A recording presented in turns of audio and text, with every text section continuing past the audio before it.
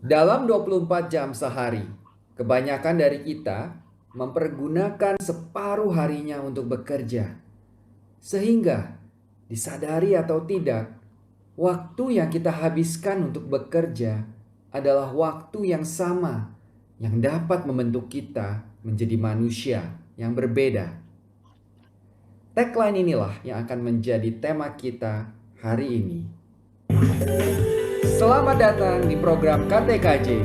Kamu tanya, kita jawab. Persembahan Lighthouse Project Komisi Pemuda GKI Samanhudi.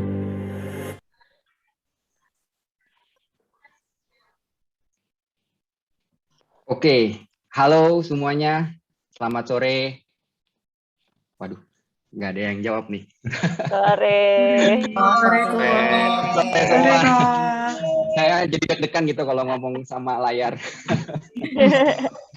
Oke, apa kabar semua? Semoga dalam keadaan sehat ya, teman-teman semua. Ini pengalaman pertama saya jadi host, jadi maklumi saya kalau saya agak sedikit nervous. Karena saya hari ini yang diminta oleh teman-teman pengurus untuk menjadi host KTKJ kita hari ini. Saya mengucapkan terima kasih buat teman-teman yang sudah hadir di acara kita hari ini, baik yang ini nanti di live streaming juga nggak ya? Jadi saya juga harus menyapa kalau ada yang di live streaming YouTube gitu. Jadi terima kasih atas kehadiran teman-teman semua. Tema yang akan kita bahas hari ini cukup menarik. Kita membahas mengenai pergumulan dalam pekerjaan, how to build characters at work. Tapi kalau kita bicara at works di sini bukan berarti khusus hanya dalam konteks lingkungan pekerjaan kita di kantor gitu ya. Maksudnya kita bekerja dengan orang, tapi kita juga dalam hal ini ketika kita punya usaha atau bisnis itu pun juga jadi salah satu konteks yang akan kita bahas juga.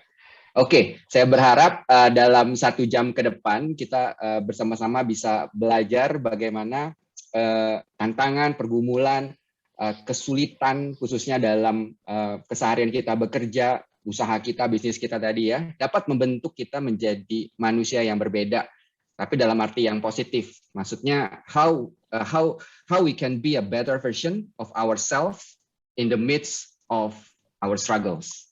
Menjadi anak-anak Tuhan yang tetap tangguh dan tetap bisa berkarya, bertumbuh, dan menjadi berkat bagi orang lain meskipun diterpa berbagai pergumulan. Oke? Nah, sebelum kita mulai, saya mau ajak kita berdoa dulu yuk. Kita mau undang Tuhan untuk hadir bersama dengan kita dalam acara ini. Yuk, mari kita berdoa. Bapa di dalam surga, kami bersyukur Tuhan kalau Tuhan memberikan kami kesempatan untuk kami berkumpul pada sore hari ini melalui terjadi di dalam masa-masa ini Tuhan. Terima kasih Tuhan kalau Tuhan yang boleh terus menuntun kami di dalam kehidupan kami di tengah setiap pergumulan kami di dalam pekerjaan, kehidupan. Tuhan selalu berserta kami mau selalu mengucap syukur Tuhan atasnya. Nah, kami tahu setiap apa yang kami alami Tuhan izinkan terjadi dan itu pasti ada rencana di baliknya semua itu. Terima kasih Tuhan kalau sebentar kami akan membahas suatu topik yang menarik Tuhan mengenai bagaimana kami bisa menemukan arti dari pekerjaan kami dan kami bisa bertumbuh dalam pekerjaan kami. Kiranya Tuhan yang boleh hadir bersama dengan kami pada sore hari ini untuk kami bisa sungguh-sungguh memahami apa yang menjadi kehendak Tuhan. Berikan kami hikmah dan kebijaksanaan Tuhan agar kami bisa belajar bersama-sama Tuhan dari topik yang akan kami bahas pada hari ini. Terima kasih Bapa, kami serahkan waktu di hadapan kami ini hanya ke dalam tangan Tuhan Yesus Kristus, kami berdoa dan kami bersyukur. Amin. Oke, ini ada berapa orang di sini ya? Sudah ada 19 orang teman-teman. Terima kasih untuk sekali lagi bagi yang hadir. Selamat datang di program KTKJ. Nah, teman-teman, ada pepatah bilang nggak kenal maka nggak sayang gitu ya. Saya nggak tahu, saya sih kayaknya sudah hampir 90%, 80% kenal semua nih nama-nama yang ada di sini. Tapi saya nggak tahu apa kalian kenal saya apa tidak gitu ya. Tetapi kenalan sedikit, nama saya Daniel. Kalau ditanya usia nggak usah dibahas kali ya, tapi tanya usia kerja aja kah? Usia kerja aja, karena kan kita topiknya tentang pekerjaan. Kalau usia kerja saya tuh sudah 18 tahun saya bekerja di dunia profesional. Jadi karena 18 tahun masih bisa dibilang apa ya, remaja pemuda gitu ya. Jadi kalau usia kerja, jadi mudah-mudahan kita masih bisa nyambung ngobrolnya. Oke, Hari ini saya nggak sendirian, teman-teman. Saya akan ditemani oleh 2 bintang tamu spesial kita. Ada Kak Joshua, boleh dada Kak Joshua, atau Kak Enesya. Kak Ica ya, panggilannya Kak Ica. Kak Ica, oke, kita ini anak-anak muda yang saya admire atas dedikasinya dalam pelayanan, komitmennya untuk Tuhan, dan pemikiran-pemikirannya yang matang dan dewasa. Makanya mereka ada di sini bersama dengan kita pada hari ini.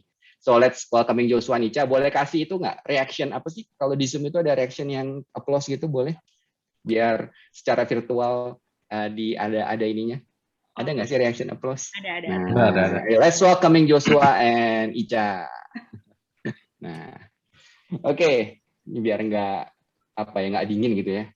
Aneh soalnya kalau acara talk show tetapi lewat Zoom kayak begini, kayak hening banget gitu. Oke, nah sebelum kita berbincang-bincang dengan Joshua dan Ica, saya mau sharing sedikit dari pengalaman hidup saya juga. Tapi sebelum saya sharing, saya mau kita baca bersama-sama satu ayat yang akan menjadi dasar dari diskusi kita hari ini, dari topik kita. Fani boleh di-share Yakobus 1 ayat 3 sampai 4.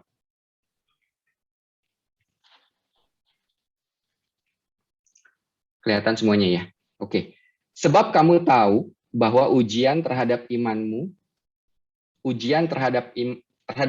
itu menghasilkan ketekunan, dan biarlah ketekunan itu memperoleh buah yang matang, supaya kamu menjadi sempurna dan utuh dan tak kekurangan suatu apapun. Nah, oke. Boleh dibalikin lagi ke layar aja. Nanti kita buka lagi ayatnya. Teman-teman, saya mau ceritakin satu pengalaman saya. Ini tantangan atau pergumulan terbesar saya ketika saya bekerja. Ceritanya saya ini baru pindah perusahaan gitu ya, pindah pekerjaan. Situasinya begini. Ini dunia kerja yang sama sekali baru buat saya. Dulunya saya seorang consultant, terus sekarang saya harus masuk ke suatu perusahaan yang memang istilahnya beroperasi ya, doing business activities gitu. Kemudian ada atasan pastinya yang baru, rekan kerja yang baru, tim member yang baru, dan tim member ini kebetulan agak reluctant dengan kehadiran leader baru gitu ya. Mungkin karena dia berpikir dia yang bisa jadi naik, tapi ini enggak di pro hire masuk gitu. Ya, jadi agak challenging untuk adjustment dengan tim saya. Kemudian saya harus memimpin, pas masuk itu saya langsung diperhadapkan dengan sebuah kasus. Saya harus memimpin sebuah kasus kecurangan, fraud gitu ya, kalau bahasa yang sering didengar, fraud yang dilakukan oleh beberapa mitra kerja kami, dan itu merugikan lebih dari 30 customer. Bahkan bisa ada potensi merugikan perusahaan. Nilainya nggak sedikit lah, miliaran gitu ya. Saya nggak bisa sebutin angkanya, tapi miliaran, berdigit gitu. Apalagi kalau sampai yang nuntut ganti rugi, itu aduh, nggak ngerti lagi deh nilainya gitu ya. Padahal perusahaan ini masih baru, bisa dikatakan berdiri juga gitu loh, belum bisa dibilang stabil gitu ya. Tetapi ini udah diperhadapkan dengan kasus yang cukup besar. Ditambah situasinya direksi berharap atau expect gitu ya, saya bisa mengatasi hal ini dengan smooth, clean gitu ya, hati-hati gitu ya. Company jangan sampai rugi-rugi amat deh, Neil. Gitu. Tapi customer juga jangan sampai kejadian melaporkan kejadian ini ke pihak berwenang terus nuntut gitu. Aduh, pokoknya pelik banget kondisinya saat itu. Jadi gimana ini anak baru gitu, orang baru, belum ada sebulan kerja udah diperhadapkan dengan situasi-situasi yang tadi saya sebutkan. Jujur saat itu saya stres banget gitu ya, saya tertekan banget gitu ya. Karena ini taruhannya reputasi perusahaan ya, dan ada nilai uang di balik itu juga. Nggak hanya sekedar reputasi, ada tanda kutip kerugian secara materi juga. Dan jujur saya belum ada pengalaman untuk mengatasi hal-hal ini. Namanya dulu kan konsultan. Kalau konsultan kan ya biasanya hanya kasih rekomendasi. Kalau ini saya yang harus ya, berhadapan dengan kasusnya, berhadapan dengan orang-orangnya yang terlibat, dan seterusnya. Nah, lucunya, waktu saya lagi tertekan gitu, bingung gimana gitu ya, waduh gila baru masuk udah kayak begini. Saya ditelepon sama atasan saya yang lama gitu ya. Nil, lu mau balik lagi nggak?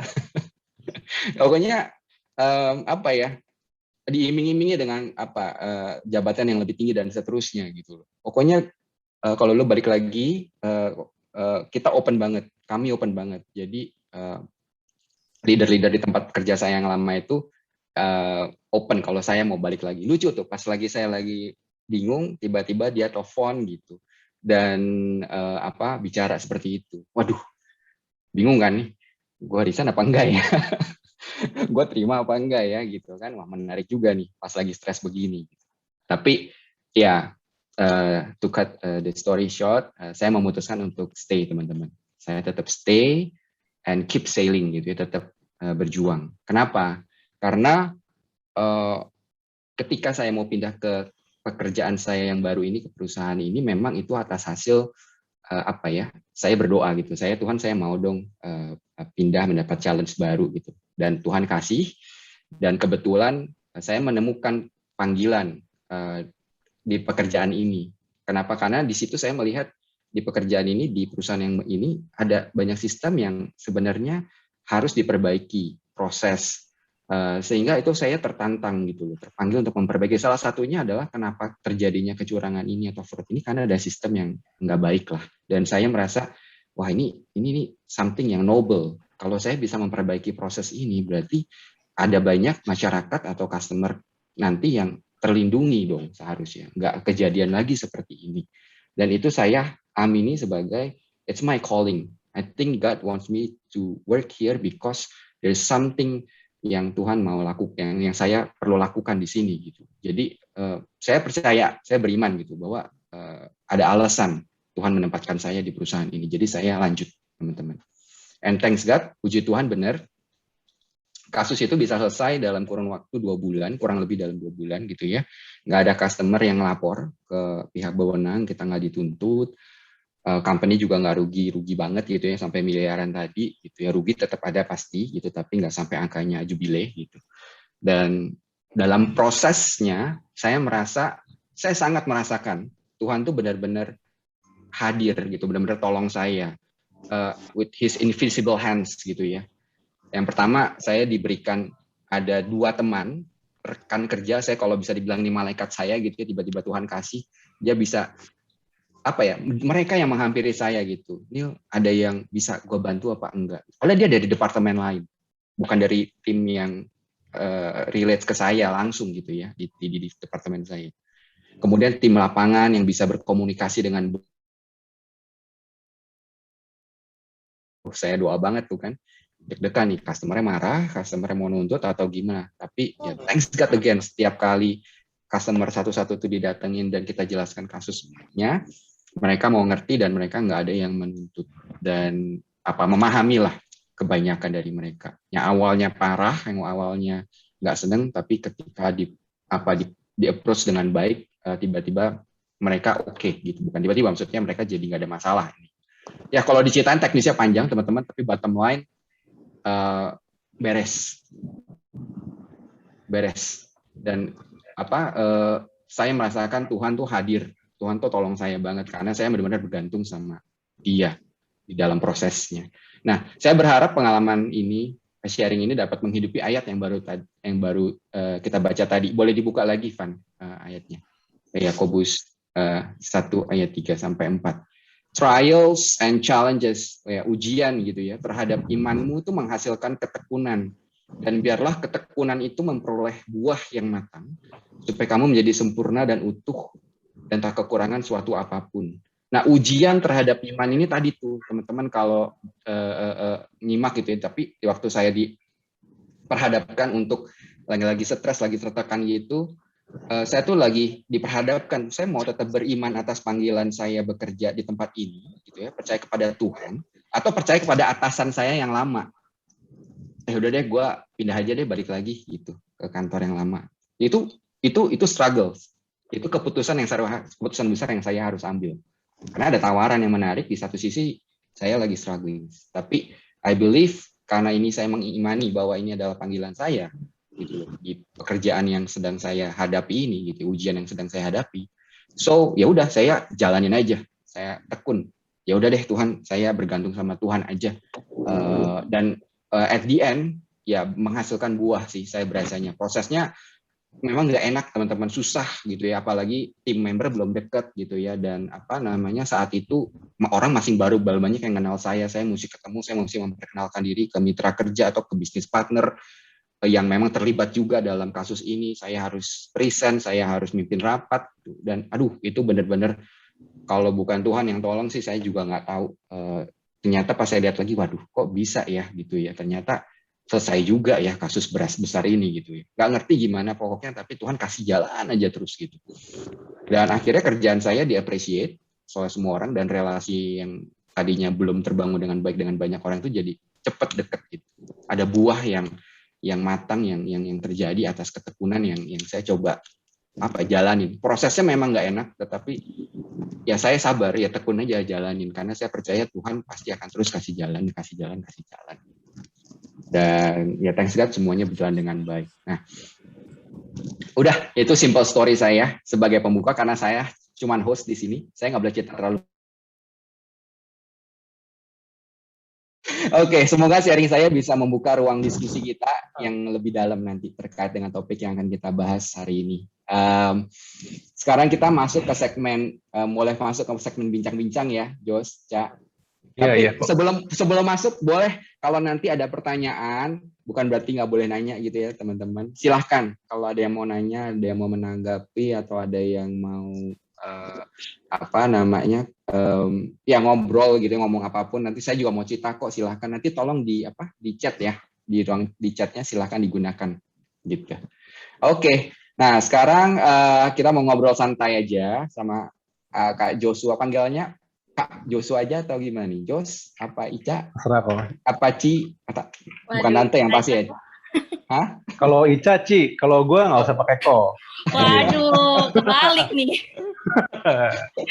Ode Joshua, Ci. Ica ya gitu ya. Iya. Oke. Saya mungkin mulai dari ladies first kali ya. Ca, jangan tegang-tegang, Ca. Ayo dong, senyum dong. Aduh, aku deg-degan nih kok. Apa?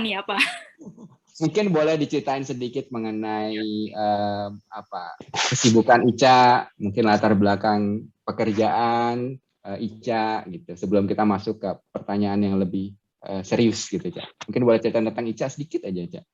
Oke. Ya, bisa dilihat di layar kan namanya Tenesia gitu. Tapi nama panggungnya Ica. Jadi banyak yang kenal Ica gitu. Jadi aku punya pengalaman kerja di perusahaan BUMN dan swasta. Mungkin sedikit banyak adalah pengalaman kayak yang Ko Daniel rasakan gitu. Dan sekarang ini kesibukan aku memilih untuk kerja secara mandiri, kerja pribadi gitu loh. Sebenarnya nggak jauh beda pekerjaan yang sekarang sama pekerjaan yang di kantor yang terakhir. Bedanya cuma kalau yang dulu itu manage portofolio perusahaan, kalau sekarang aku manage portofolio pribadi gitu. Itu aja sih kok bedanya. Gitu. Urusannya pasti sama uang ya kalau manage portofolio ya. Iya kok, buang-buang gitu. Oke. Nanti kita ngobrol-ngobrol lagi tentang tantangan pekerjaannya Ica ya. Kalau Jos, gimana Jos? Boleh cerita Jos? Ya, saya mirip sama Ko Daniel sih. Ko Daniel kan cerita tadi awalnya konsultan ya kok ya. Iya, kalau saya juga selama 6 tahun setelah lulus itu saya kerja di konsultan, bidangnya konstruksi. Jadi saya arsitek. Jadi setelah kerja 6 tahun itu saya mutusin untuk ngambil master dan juga usaha sendiri. Jadi usaha sendiri, saya buka perusahaan biro arsitek sendiri. Nah itu, dan akhir-akhir juga bertambah, nggak cuma biro arsitek, jadi ngikut ada kontraktor juga. Nah itu berjalan sampai 2019. 6 tahun, habis itu 7 tahun ya. Habis itu 7 tahun saya ngerjain perusahaan sendiri, dan setelah bukain jalan lain ya, saya masuk kerja di di perusahaan developer gitu. Saya kerja sebagai project manager dan terakhir estate manager di situ. Gitu. Oke. Aduh. Goodness. Halo. Oh, kirain ada yang ngomong. Oke, thank you Jos. Menarik ya pengalaman Joshua ya. ada buka usaha juga sempet ya, Jos. Sekarang kita Jos lagi bantu shareholders ya, Jos investors ya, dalam konteks kontraktor juga bisnisnya ya. Oke. Kita mau lihat ini teman-teman, sebelum masuk ke pertanyaan ke Joshua dan Ica, kita mau lihat diagram atau hasil statistik ini partisipan yang kita tanyain.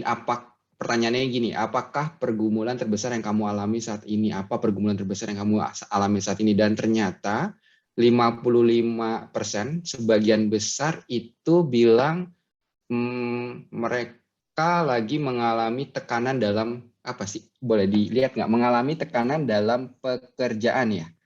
Iya, itu yang paling besar. Mengalami tekanan dalam bekerja. Jadi hampir 55%, selebih dari separuh populasi menyatakan mengalami tekanan dalam bekerja. Kemudian yang kedua yang terbesar adalah mengelola ekspektasi dalam pekerjaan. Nah, ini menarik nih. Ekspektasi dalam pekerjaan.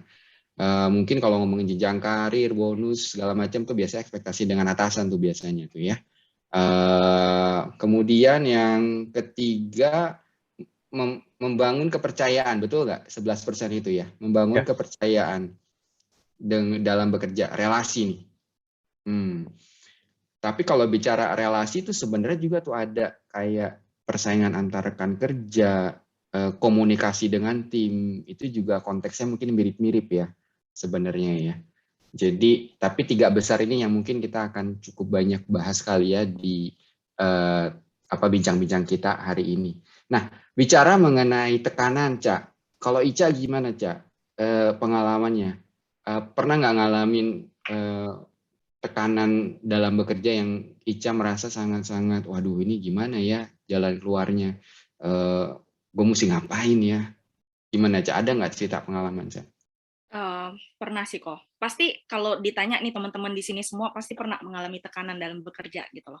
Jadi flashback dikit di kantor yang terakhir aku bekerja. Awal mula aku join di sana itu dengan profesi dengan title sebagai manajer kok. Jadi masuk sebagai manajer, udah tahulah, udah punya ekspektasi sendiri nih. Oh, job desk saya begini.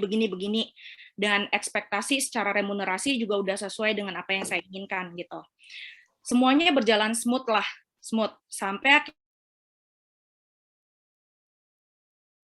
saya ingat banget antara di bulan ke-8 atau bulan ke-9 itu tiba-tiba ada perubahan, ada rombak struktur organisasi di perusahaan dan saya dapat surat perintah untuk menjadi kepala departemen, satu tingkat di bawah kepala divisi gitu kok. Challenging banget, tekanan banget, karena di satu sisi 8 bulan itu aku baru merasa tune in gitu loh sama tim yang sebelumnya. Dan aku juga baru ngerti nih, oh cara kerjanya bos yang aku kayak gini. Terus aku udah bisa tahu nih, oh cara kerjanya gini. Nah, dengan ada struktur yang baru, aku harus menyesuaikan lagi gitu kok. Menyesuaikan dengan tim yang baru, dengan bos yang baru, dan dengan ekspektasi yang baru lagi. Tekanan yang paling besar sih sebenarnya di diri aku sendiri sih. Jadi pertanyaan balik lagi, aduh aku mampu nggak ya gitu. Dari yang seorang manajer yang aku bisa katakan bahwa aku pas di tim yang dulu itu anak bawang lah. Maksudnya di atas aku masih ada senior manager, di atasnya lagi masih ada kadif, kepala divisi kan. Jadi at least aku masih bisa berlindung lah di bawah kata-kata anak bawang. Sedangkan dengan adanya perubahan dari struktur, mau nggak mau aku harus bisa menjadi pemimpin gitu kok, pemimpin di departemen itu. Dan itu nggak mudah gitu. Selain pertanyaan ke diri sendiri apakah aku mampu, di satu sisi aku tahu bahwa teammate yang sebelumnya itu sebenarnya pengen posisi ini kok. Jadi bisa bayangin kan perasaan nggak enak gitu loh. Nggak enak, ini tiba-tiba anak baru, belum 1 tahun, tiba-tiba nongol, kucuk-kucuk, masuklah di posisi itu gitu. Merasa kayak juga karena ada juga mungkin selentingan juga, ini anak mampu nggak ya gitu loh, ini anak bisa nggak ya. Nah aku berpikir sih, maksudnya bergumul banget, tertekan banget, dan di masa itu di 8 bulan pertama aku belum menemukan teman teman rekan kerja di kantor yang bisa aku rely on gitu kok, yang aku bisa oke nih kita bertukar pendapat, bertukar pikiran, itu nggak bisa, jadinya makin lebih berat lagi gitu, makin berat lagi. Dan apalagi aku harus menjalin lagi komunikasi dengan tim yang baru gitu, membangun ekspektasi lagi dengan bos yang baru. Aku ingat banget hari pertama begitu udah peralihan dari bos yang lama ke yang bos yang baru, kita meeting tuh berdua. Aku langsung tanya sih ke atasan aku yang baru, Bapak ekspektasinya apa ke saya? Jadi at least aku bisa tahu nih sebenarnya ekspektasi mereka ke aku ketika aku mengemban tugas yang baru itu apa gitu. Sesuai nggak? Dan aku mengukur dari kemampuan aku sendiri sebenarnya aku mampu nggak. Jangan sampai ibarat kata tuh kayak kita tahu nih sebenarnya baju ini nggak cocok buat kita, tapi kita paksain gitu kok. Jadi aku nggak mau sampai terjadi kayak gitu. Sampai akhirnya aku cuma ada 2 pilihan. Apakah aku tetap akan stay di tim yang lama dengan kenyamanan yang sudah ada gitu, dengan atau yang kedua aku mengambil tantangan yang baru di posisi yang baru dengan tanggung jawab yang gede gitu. Dan aku memilih untuk oke, kalaupun aku mau mundur, at least aku mundur dengan kepala tegak gitu kok. Jadi aku nggak mundur sebelum aku mencoba dulu gitu loh. Jadi aku mutusin buat oke, aku jalanin gini. Dan tekanan itu mulai banget terasa karena ketika aku ada di role yang baru, peran aku di yang lama itu nggak hilang kok. Aku tetap mengerjakan kerjaan aku di divisi yang sebelumnya dan ditambah dengan divisi yang baru, yang mana bos yang baru quite demanding gitu. Yang tipikalnya, ini minggu depan kamu present ya, gini, nanti kamu siapin lah presentasinya, bisa lah, nggak ada template, nggak ada arahan, nggak ada guidance, pokoknya ya udah kamu kerjain deh gitu. Tipikal bos ya. Jadi tekanan banget. Tapi di satu sisi ya aku sih berdoa sih, maksudnya aku mohon tuntunan dari Tuhan juga, maksudnya ketika aku berkata bahwa aku mampu gitu, sebenarnya ada ketakutan juga kok, ada keraguan juga, maksudnya di satu sisi kalau gagal malu gitu loh. Dan makanya minta berdoa sih, maksudnya minta tuntunan Tuhan juga, mampukan gitu loh untuk aku bisa menyelesaikan tugas pertama, ibarat kata tuh kayak tugas pertama untuk lo beneran nih anak cocok nggak sih atau pantas nggak sih di posisi ini gitu loh. Karena aku ingat banget tugas pertamanya itu aku harus nyiapin presentasi analisa yang kompleks, dan itu aku harus present di depan direksi dan kepala-kepala divisi, yang which is biasanya kepala departemen ke bawah itu nggak ikut kok. Jadi benar-benar petinggi doang yang ikut. Dan waktu itu aku present, aku siapin, dan satu hal sih, setelah selesai itu bos aku yang itu bilang kayak gini, thank you ya Cak, presentasi kamu bagus banget gitu. Padahal sebelumnya tim dia yang udah lama ikut dia bilang kayak gini, Bapak ini tipikal orang yang nggak akan pernah ngucapin terima kasih loh gitu loh atas kerja keras kalian gitu. Dan satu hal, nggak ada satu anak buah pun yang nggak pernah nangis under Bapak ini gitu. Terus aku tuh sempat tertekan juga kayak aduh bos aku yang lama tuh kan enak banget, terus tiba-tiba aku berganti bos yang baru killer gitu. Nah tapi balik lagi sih, ketika kita ngerasa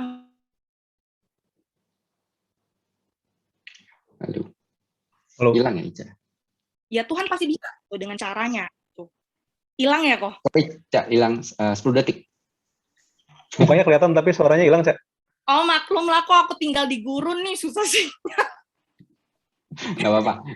Ya, jadi intinya itu sih kok, maksudnya ketika kita ngerasa nggak mampu, ya minta pertolongan lah ke Tuhan gitu loh. Karena kadang kalau kita minta tolong ke manusia, ya sama kayak lu berharap ke manusia, manusia sering banget mengecewakan kan, tapi kan Tuhan nggak pernah mengecewakan. Cakep. Cak, tapi mau tanya dong Cak, ini apa prosesnya itu kan pasti susah ya, maksudnya pasti kan berat banget ya. Apa yang Ica lakukan? Kan waktu itu baru ekspektasinya bahkan ini tinggi banget ya, Cak, kalau nggak salah tadi Ica sempat sampaikan. Apa yang Ica lakukan sehingga akhirnya bisa berhasil gitu? Untuk bisa jadi kalau misalkan bosnya kamu tadi bilang terima kasih ya, berarti kan meet expectation dong. Iya. Nah, itu gimana tuh cara menyamakan bisa akhirnya bisa sampai gitu loh ke ekspektasinya Sebenarnya atasan kamu? iya, makanya sebenarnya pas awal pertemuan dengan bos yang baru pun, aku langsung tanyakan kok, sebenarnya ekspektasi Bapak ke saya apa gitu loh. Oke. Dan dia sebutin, ya kamu kayak gini lah, pokoknya kayak gini. Meskipun sebenarnya guidance-nya itu nggak jelas kok, tapi at least aku bisa nangkep nih sebenarnya Bapaknya pengen kayak gini gitu. Dan aku ngelihat pun sebenarnya permasalahan di kantor itu kurang rapi sih kok, dari segi dokumen, dari segi analisa, pengambilan keputusan itu tuh kayak asal-asal. Sedangkan kita nggak bisa asal-asalan karena kan kita ngelola duit ya kok. Dan kalau kita rugi itu sama aja kayak ngerugikan negara gitu kok. Di satu sisi aku ngelihat cukup berat juga, tapi di satu sisi lagi aku pun mikir pasti Tuhan punya rencana gitu loh. Kenapa Tuhan nempatin aku di perusahaan ini? Meskipun sebenarnya dari aku resign dari kantor yang sebelumnya ke kantor yang ini sebenarnya impian aku banget kok. Dari perusahaan sekuritas yang pertama aku kerja, itu kan kita bilangnya sell side. Jadi kita yang cari-cari investor untuk bisa invest ke kita. Nah, impian aku tuh aku bekerja di perusahaan yang punya duit, yang punya kuasa untuk menarik si sell side ini untuk ngejar-ngejar kita nih, ayo dong investasiin ke kita gitu. Dan itu terjadi di kantor yang ini. Nah, balik lagi kalau ke meet ekspektasi, ya aku harus tahu dulu ekspektasi orang ke aku apa kok. Dan I will do my best gitu. Jadi, oke, mau present, aku siapin present yang sebaik mungkin, materi yang mudah dicerna, dari segi tampilan juga. Dan makanya, bukannya gampang sih kok kayak jadi narasumber atau jadi orang yang presentasi di depan orang, itu sebenarnya nggak mudah gitu loh, karena kita harus prepare, benar-benar prepare, dan yang kita sampaikan itu data kok. Jadi bermain dengan angka, crunching number gitu-gitu. Jadi at least yang pertama kita harus tahu dulu ekspektasi orang ke kita itu apa, supaya kita bisa meet orang itu ekspektasi gitu kok. Berarti dia komunikasi. Iya, komunikasi penting sih. Oke. Thank you, Ica. Bisa minum dulu, Ica. Kayaknya Ica haus. Wifi-nya aja haus, Ica. Wifi-nya sampai berhenti. Thank you, Ica, for your story. Teman-teman, kalau ada yang mau nanya, kalau ada yang mau istilahnya masuk untuk nanya hal yang sama atau makan kasih, mau sharing juga boleh nanti. Kalau Jos gimana, Jos? Cerita dong pengalaman kamu mengenai gimana kamu menghadapi tekanan di dalam pekerjaan kamu. Ini kita ngomongin tekanan dulu ya. Tekanan. Iya. Ada, kalau di selama perjalanan kerja saya ada 2 sih kok. Jadi yang tadi, yang pertama tuh pas pertama kali saya changing gitu ya, dari konsultan ke saya buka usaha sendiri, saya perusahaan sendiri. Nah, ya tekanannya pasti beda ya. Kalau udah masuk ke usaha sendiri, karena kita mesti berpikir yang kita pimpin ini nantinya juga bisa selamat gak nih gitu kan? Karena cukup banyak orang yang bergantung sama kita kan. Gitu. Dan sama orang itu juga bergantung lagi keluarganya gitu kan ya. Sehingga yang kita usahakan juga di setiap bulannya untuk bisa menghasilkan uang, yaitu jadi tekanan buat saya pas lagi awal-awal gitu. Nah, ya pada prosesnya berjalan cukup lancar gitu kan selama beberapa tahun. Nah, ketemulah satu krisis cukup besar gitu kan. Bukan krisis ya, properti turun cukup rendah gitu kan ya di agak 2018, 2019 lumayan turun gitu kan, karena sebelumnya kan udah cukup tinggi kan, dia udah cukup melambung tinggi dan dia saatnya udah nggak bisa naik lagi gitu ya. Dan di saat itu ya pekerjaan kita sebagai konsultan dan juga konsultan khususnya itu udah hampir nggak ada gitu kan. Dan ini pun terasa bukan di saya aja gitu kan. Banyak konsultan juga udah ngerasa gitu kan. Dan di saat itu ya banyak yang awalnya saya rencanain semuanya bagus, kontrak-kontrak kerja yang udah cukup gede yang bisa saya pegang di 1 tahun sebelumnya. Nah ya itu tinggal ya kertas belaka gitu kan.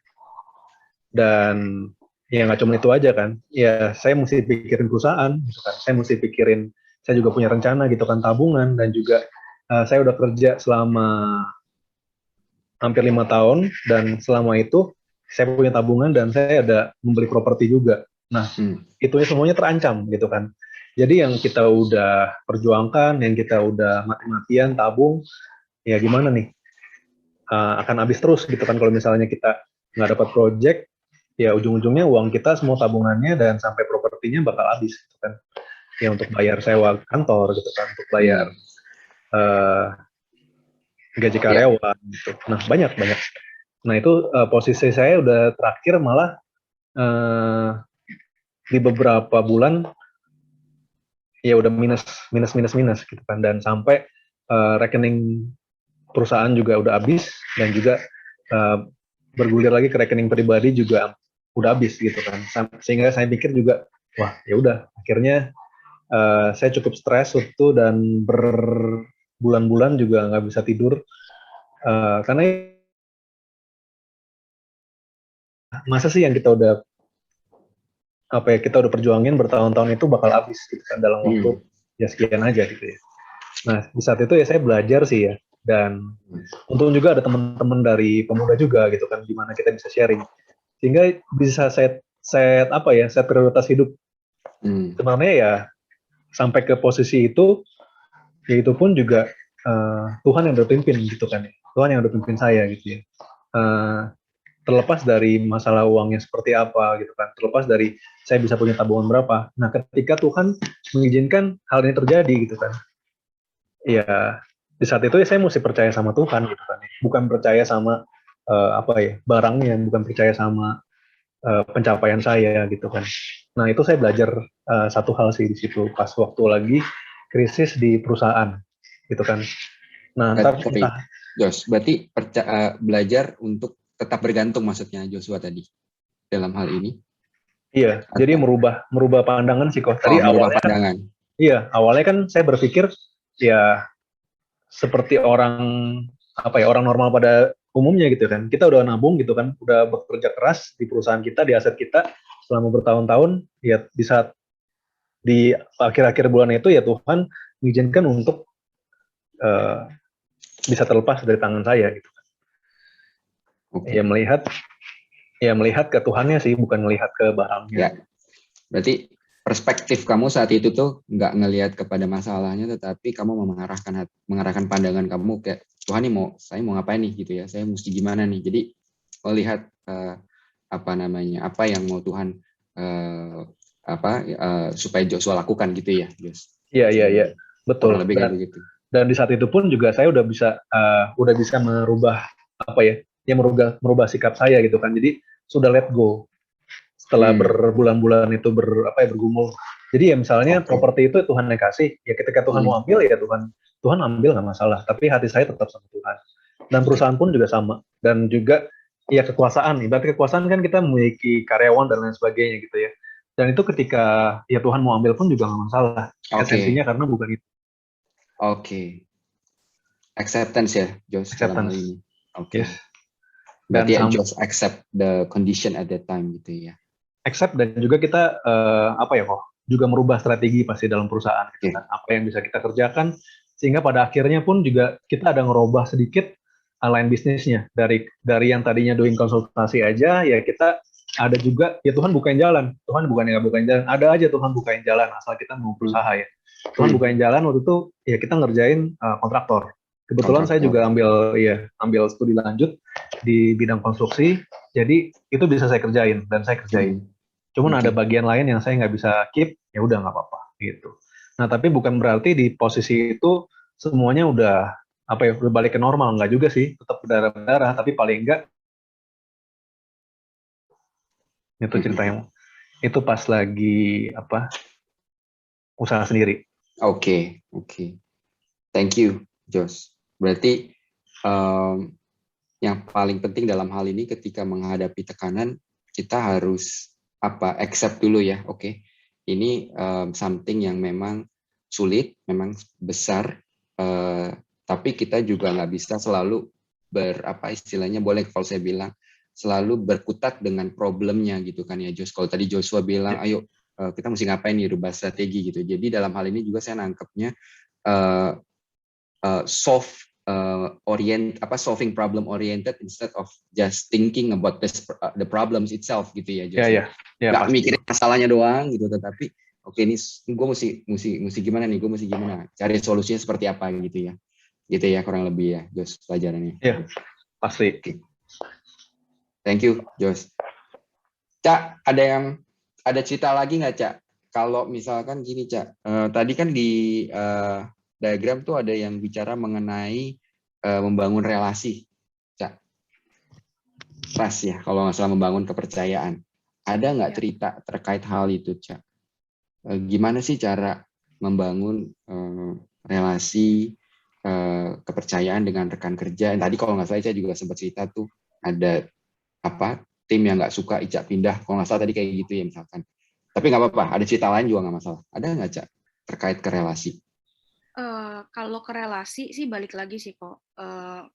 Kalau nyambung dengan cerita yang tadi ya, maksudnya membangun relasi atau trust ya antar rekan kerja ataupun atasan gitu kok.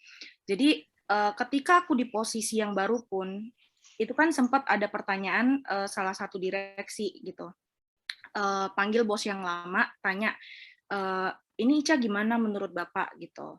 Ini sebenarnya dia mampu atau enggak. Itu kan balik lagi berarti ada keraguan-raguan gitu kok. Balik lagi bisa dikatakan sebagai ketidakpercayaan gitu. Nah, yang aku lakukan sih lakukan yang terbaik sih kok. Maksudnya kita nggak usah kayak pakai verbal atau bilang aku bisa kok, aku bisa ngelakuin ini kok. Nothing lah gitu loh. Karena bagi aku action itu lebih penting gitu loh. Karena ketika kita melakukan sesuatu dan kita menghasilkan sesuatu, meng-create sesuatu yang baru, itu akan means a lot sih kok, dan itu yang akan dilihat orang gitu. Jadi dalam membangun relasi pun untuk mendapatkan kepercayaan dari atasan atau rekan kerja, buktikan bahwa kita nih emang bisa kerja gitu. Buktikan bahwa kita bisa melakukan sesuatu, something new, something good for the company gitu. Baik untuk tim kita maupun untuk perusahaan secara garis besarnya. Itu sih kok dari aku. Buktikan sih, lebih ke buktikan sih. Jadi walk the talk kali ya istilahnya ya, Cak. Jadi nggak hanya sekedar oke, gue bisa nih trust kan, tapi ketika bilang oke, gue kerjain tanggal sekian harus beres, dan beres, itu kepercayaan terbangun. Kurang lebih kayak gitu kali, Cak ya. Ya. Kalau Jos gimana, Jos? Building trust, Jos? Building trust, ya saya sambung mungkin abis dari Tuhan tolong saya di bisnis gitu kan ya. Ya Tuhan bukain lagi jalan yang lain gitu kan. Ya terakhir bisnisnya artinya nggak bisa selamat, nggak apa-apa gitu kan. Saya udah di posisi udah accept. Ya Tuhan bukain jalan lain, saya bekerja di satu perusahaan. Ini perusahaan developer, pengembang kawasan gitu ya. Dia punya bisnis cukup besar, tapi ya itu tadi mirip-mirip sama Ica gitu kan ya. Jadi dia perusahaan besar, tapi dia nggak punya sistem yang cukup jelas, sehingga ya kayak Ko Daniel juga pengalaman yang tadi. Jadi saya ditugaskan dan masuk ke situ untuk bisa membereskan satu kasus di mana kasusnya itu ya ada terjadi kebocoran uang gitu kan. Nah, ya ini saya cemplung di satu project, ya itu tadi untuk building trust, ya yang pasti di sana saya nggak tahu orang di sana itu melihat saya seperti apa gitu. Orang-orang di situ juga saya juga ada pegang beberapa data gitu kan. Kalau ngomongin data, ya datanya semuanya ini nggak semuanya ada, tapi ada juga data-data yang nggak terekam di perusahaan, tapi ternyata ada uangnya keluar gitu. Nah, cuman ya balik-balik lagi itulah, semuanya mau dibikin abu-abu gitu kan, karena ya bos udah tahu ada bisa jadi ada praktek kecurangan di sana, tapi saya diminta ya untuk bisa membangun sistem dan juga menemukan bukti-bukti gitu kan. Nah, orang-orang yang di sana kan ya saya nggak tahu, mungkin bisa jadi udah pastilah ya nggak senang dikorek-korek gitu kan. Nah, ya saya terlepas dari mereka suka atau enggak, ya saya akan tetap selalu menjaga selalu profesional gitu kan ya. Ketika berhubungan dan ketika kita bekerja pun semua begitu. Dan ada saya bekerja di bawah project director di sana untuk di salah satu site. Nah, tapi di awal-awal saya berpikir project director ini kan kurang lebih atasan saya kan ketika ada saya harusnya terbantu, benar nggak ya? Harusnya terbantu. Terlepas dari nanti di atas bosnya lagi itu seneng atau enggak. Tapi harusnya menurut saya harusnya dia terbantu. Karena yang awalnya nggak ada sistem, ketika ada saya di sana saya beresin semuanya. Tadi kan nggak pernah diberesin. Harusnya kan bisa gitu kan ya. Nah tapi ternyata setelah berjalan nggak begitu gitu kan. Dia merasa malah saya mau ngelangkahin dia. Padahal justru menurut bos besar ya saya masuk ke sana justru untuk membantu dia, gitu kan. Membantu teman-teman juga semua yang di sana. Ini nggak ada nyalain siapa-siapa gitu. Nah tapi orang-orang di sana merasa wah ini anak nggak bener nih gitu kan ya. Jadi relasinya nggak ada yang bener sama sekali. Jadi mau ngomong sama siapapun saya sendirian di sana gitu. So what did you do, Jos? What do I do? Kalau mau ngomongin sakit hatian, ya mungkin bisa gitu kan. Ada banyak kesempatan untuk begitu. Karena banyak yang mau menikam saya juga gitu kan. Banyak yang mau karena nggak seneng, terus dia mau cari-cari kesempatan yang lain gitu kan. Tapi terlepas dari itu semua, ya saya nggak benci sih sama mereka. Gitu. Dan tetap saya melakukan apa yang benar dan apa yang baik. Dan selama berjalan, hasilnya sudah cukup bagus gitu kan, sudah cukup baik. Dan ya sampai saat ini tetap begitu gitu kan, tetap begitu-begitu aja. Tapi saya ngelihatnya apa ya, orang yang tadinya emang nggak senang dan juga mau jermusin saya, ya lama-lama berkurang sih. Lama-lama berkurang, yang tadinya malah si project directornya ini bilang ya di depan saya bagus-bagus gitu kan ya. Di belakang saya dia ngomong ya nanti saya mau cari cara supaya Pak Joshua ini bakal dipecat sama bos besar gitu kan. Nah, kan lucu juga ya, saya mau minta data sama orang yang ngomongin sama bos atas saya, mau ngejatuhin saya gitu kan. Jadi semuanya ya campur aduk lah gitu kan, politik kantornya gitu kan. Ya saya berjalan dengan apa yang benar dan apa yang baik aja gitu kan. Itu stresnya saya yang kedua sih kok. Tadi kalau saya mau lanjutin yang pertama, tekanan yang kedua adalah ini gitu kan. Sampai ada teman saya juga ngimpi gitu kan, dan satu pagi telepon saya, gue tadi malam ngimpi kalau lu banyak orang yang benci sama lu, banyak orang yang mau ngejerumusin lu gitu kan. Terus ya saya langsung bilang bener, emang ada yang kayak gitu yang kejadian. Padahal kita nggak pernah ngobrol mengenai kejadian ini, sampai ke bawah ngimpi sama dia gitu kan. Ya kita saling nguatin. Nah ya apalagi ya, mengenai hubungan. Jadi ya hubungan dengan mereka ya selama ini ya saya tetap melihatnya ya saya mau mengasihi dia. Terlepas dari mereka mau berubah atau enggak, ya terserah dia sih. Dan terserah bos saya juga sih, mereka mau tetap di zona abu-abu dan melindungi orang yang nggak mau bekerja sama, ya terserah juga. Saya nggak akan merubah keberadaan saya di sana, nggak akan bisa merubah siapa-siapa, nggak akan bisa merubah orang sih. Ya, nggak akan bisa ngerubah orang, nggak akan bisa ngerubah atasan saya atau rekan kerja saya, bahkan di bawahan saya pun juga saya nggak bisa. Ada yang bandel banget, nggak bisa saya rubah, mau saya pecat juga nggak bisa, gitu kan. Ya, saya juga nggak bisa rubah gitu. Tapi di saat saya ngelapor, saya kan bisa tunjukin data, saya bisa ngasilin hal positif buat perusahaan. Terlepas itu adalah ya udah urusannya Tuhan sih. Ketika saya udah bekerja yang terbaiknya saya, nanti misalnya nih, saya pernah stres, nggak bisa tidur juga mikirin ini. Sampai nanti ujung-ujungnya saya udah ngerjain semua yang terbaik, saya dipecat gitu kan. Itu kan ada kemungkinan gitu kan. Karena kalau saya dipecat ujung-ujungnya gimana gitu kan. Ya, saya bakal balik lagi ke Tuhan sih. Dan saya percaya pasti banyak hal baik juga yang saya dapat gitu kan.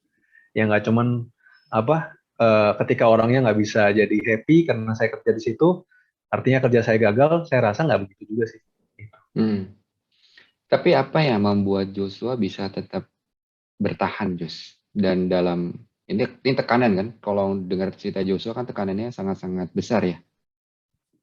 Karena ini udah bicara nggak hanya konteks relasi, tetap relasi yang memang tanda kutip belum terbangun dengan baik, ditambah orang-orang itu mau menjatuhkan Joshua. Apa tuh Jos yang membuat kamu bisa tetap bertahan dan tetap teguh gitu dalam menjalani proses ini semua?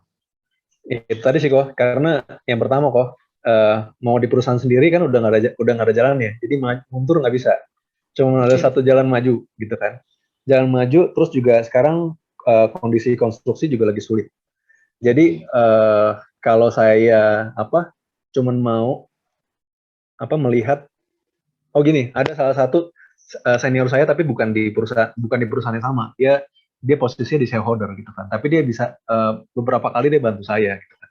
Ada satu yang dia ngomongin juga, ya kalau misalnya sekarang kita ketemu masalah gitu kan, di sini kita ketemu masalah relasi, kita ketemu masalah dengan tekanan kerja, ya apa lu nggak ketemu masalah yang sama juga ketika lu kerja tempat lain gitu kan. Ketika lu mau level up, ketika lu mau melakukan suatu hal yang lebih besar nantinya, ketika lu juga ya bangun usaha lu sendiri, ya apapun lah, terlepas dari penilaian orang, lu pasti ketemu juga gitu kan. Saya pikir ya benar. Ya ketika saya ngelihat ini, saya ngelihat hal positifnya sih kok. Saya untuk nantinya bekerja, misalnya nih saya dipercayakan lagi di posisi lebih tinggi, atau dipercayakan lagi Tuhan untuk bisa buka usaha sendiri. Ya paling nggak saya punya keahlian yang lebih dan kecepatan yang lebih.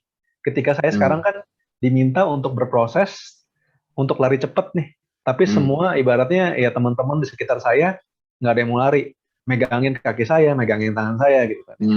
Nah, gimana caranya bekerja dengan smart? Gimana caranya bekerja dengan tulus juga di saat yang sama?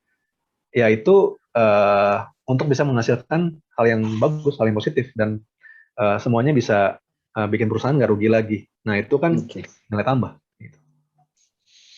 Ada 3 hal yang saya belajar dari Joshua. Yang mungkin tadi Joshua nggak sadar juga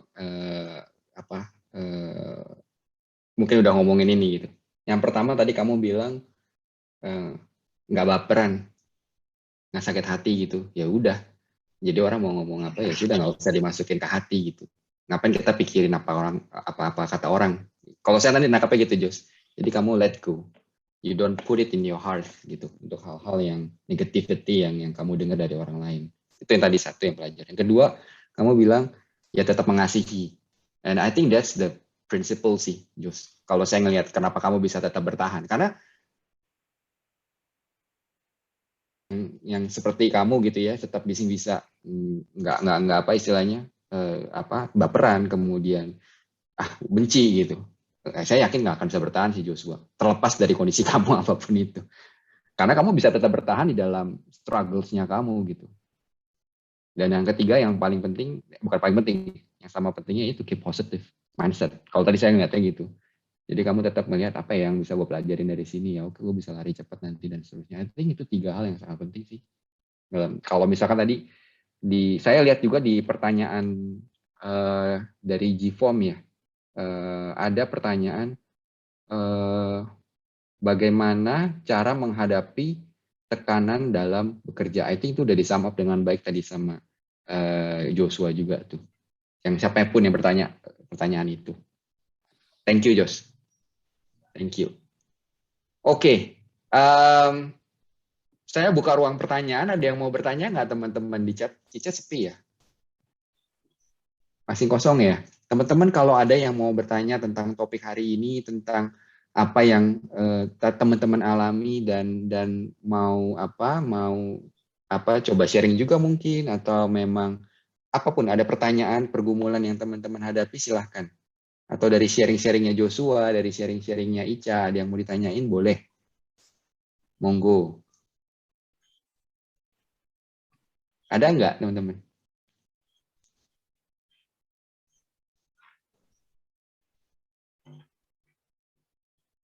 Nggak ada ya? Kalau nggak ada, saya bahas sedikit nih. Saya bukan bahas, saya coba angkat pertanyaan yang dari G-Form ya. Ada pertanyaan seperti ini. Ini menarik pertanyaannya teman-teman. Apakah lumrah jika kita tidak diapresiasi dalam tempat kerja? Apakah begini kehidupan orang dewasa? Pertanyaannya menarik. Apakah lumrah jika kita tidak diapresiasi dalam tempat kerja? Cak, gimana Cak? Lumrah nggak sih Cak kalau nggak diapresiasi? Lumrah tuh maksudnya apa ya? Wajar gitu ya? Wajar nggak sih kita nggak diapresiasi dalam tempat kerja? Ada pandangan nggak, Cak? Kalau kalau aku pribadi sih kok ya nggak wajar lah, maksudnya dari hasil kerja keras kita pun ya itu patut diapresiasi, tapi balik lagi kita bukan manusia yang haus akan pujian juga kan kok. Jadi ya intinya kerjain aja sebaik-baiknya, nanti kalaupun perusahaan atau bos kalian nggak mengapresiasi kalian, tenang aja kok, Tuhan nggak tidur, pasti akan ada orang lain, Tuhan tuh akan menuntun gitu loh, orang-orang lain yang akan mengapresiasi kalian atau perusahaan lain yang akan mengapresiasi kalian gitu. Jadi makanya kalau ditanya lumrah apa enggak gitu. Enggak, dan kehidupan orang dewasa enggak sepahit itulah, meskipun Ada manisnya juga dong, Cak. Ada asin, ada. Ada sih. Thank you, Ca. Ya, saya juga sepakat sama Ica sih. Seharusnya ketika kita bicara apresiasi itu, ya nggak wajar lah, yang namanya kerja pasti bentuk apresiasi itu harusnya tetap ada dari atasan. Bentuk apapun ya, sekecil hanya menyatakan terima kasih ya sudah bantu, seperti tadi Ica bilang thank you ya, Ca. Gitu. Apakah itu nanti berdampak ke bonus? Belum tentu ya, Ca. Tapi thank you itu, udah sangat-sangat berarti gitu kan buat Ica tadi. Benar nggak ya? Jadi ini buat teman-teman juga yang jadi leader gitu, atau bukan jadi leader, jadi rekan kerja, say thank you to your friends ketika sudah bekerja membantu kita gitu, sekecil apapun. Thank you words itu tuh sangat-sangat important, and it's a form of appreciation. Itu saya belajar banget. Thank you ya, meskipun cuma sekedar ngambilin barang atau apa, thank you. Tapi thank you jangan cuma sekedar thank you, tapi thank you sudah ngapain. Jadi lebih clear dan lebih genuine, lebih ikhlas sih, sincere. Itu sih. Saya pikir itu jawabannya. Thank you. Di chat room ada yang nanya nih kok. Ada dari Haryanto kok. Jadi ada yang nanya. Oke. Haryanto mau sekedar sharing, katanya udah 2 kali dapat atasan yang kurang baik. Orangnya kurang baik secara karakter atau secara apa gitu ya. Tapi selalu bawa ketekanan seperti orang Farisi. Gimana sikapnya yang Waduh, bahkan saya dengar ada atasan situ dan menjadi penatua. Boleh cerita nggak, Her? Biar konteksnya lebih jelas, Her. Jadi kita nggak salah nangkep nih. Bawa-bawa kekristenan tuh maksudnya kayak gimana ya? Ini ada Heriantonya nggak ya? Ada. Nih Herianto ada nih. Nggak apa-apa, Her. Cerita aja, santai aja. Masih mute, Her.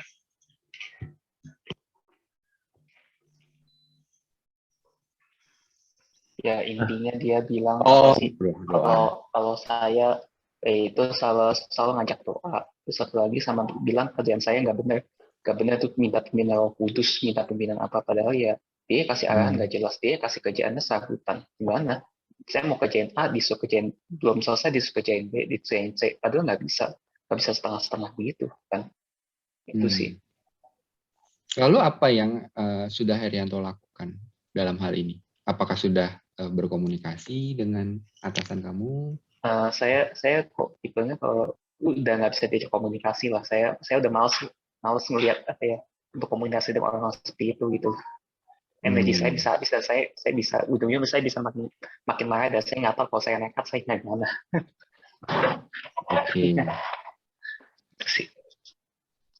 Oke, thank you Her for sharingnya.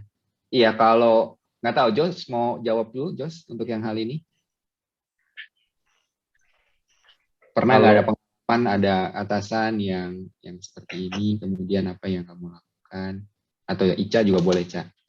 Dulu deh. Jos dulu.